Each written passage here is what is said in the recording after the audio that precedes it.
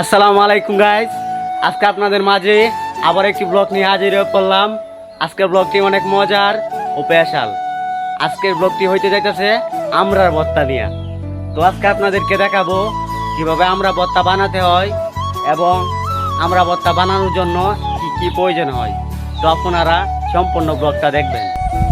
তো গাইস দেখেন, কুটা নিয়ে নিছি আমাদের কাছ থেকে আমরা পড়ার জন্য। তো দেখেন, আর অনেকে তো বলবেন যে ভাইয়া আপনি গাছে না উঠতে কুটা দেখে পারতেছেন। তো বলি, গাছটা অনেক নরম আর গাছটা ছোট, তাই কুড়া দিয়ে পারতেছি। আর বড় গাছ তো চুপকে পারলাম। তো মারি দেখেন।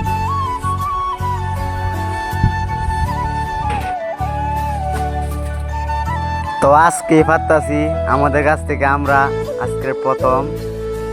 আর এখন আমরা হাসা করছি না। তো আমাদের কাছ থেকে আমরা পাইরা আমি ভর্তা বানায় খায়া আজকে হাসতা করব। তো আপনারা দেখেন।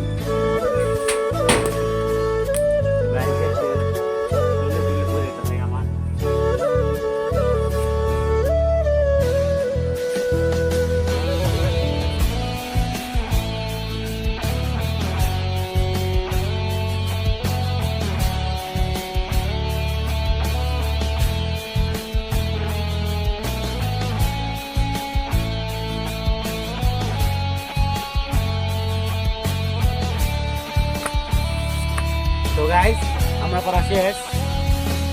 তো গাইস, অবশেষে এই আমরাগুলা পাচ্ছি গাছ থেকে। তো এখন বানাবো, আপনারা দেখেন। প্রথমে শিলা নিতে হবে, তারপরে কয়লা নিতে হবে, তারপরে ভর্তা হইবে। তো আপনারা দেখেন।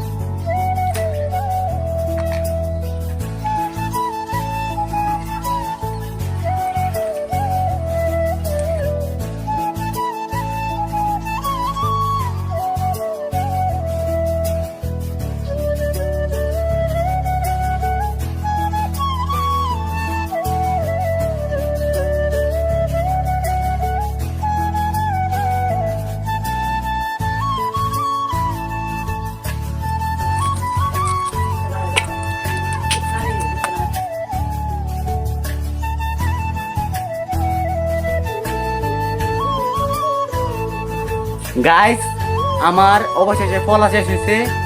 তো হ্যাঁ, মরিচ পরা লাগবো। মরিচ পরা তারপরে এটা মানে মাহায়া বর্তমানে লাগবে। তো দেখেন, এখন মরিচ পরবো, আপনারা দেখেন। গাইস দেখেন, মরিচ পরার জন্য মরিচ লয়ে দিয়েছি, এখন পরবো, আপনারা দেখেন।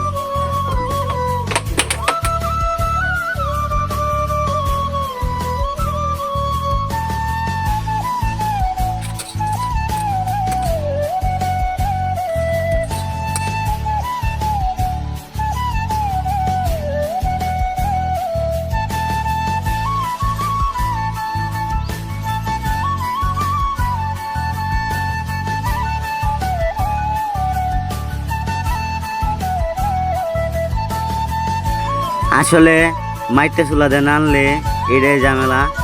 কি ওরে কতদিন পরে ওরে আগুন নিবে থাকা, কি একটা ঝামেলা দেখতে তো পাচ্ছেন। আমি কি পুদেও কিছু করতে পারি না।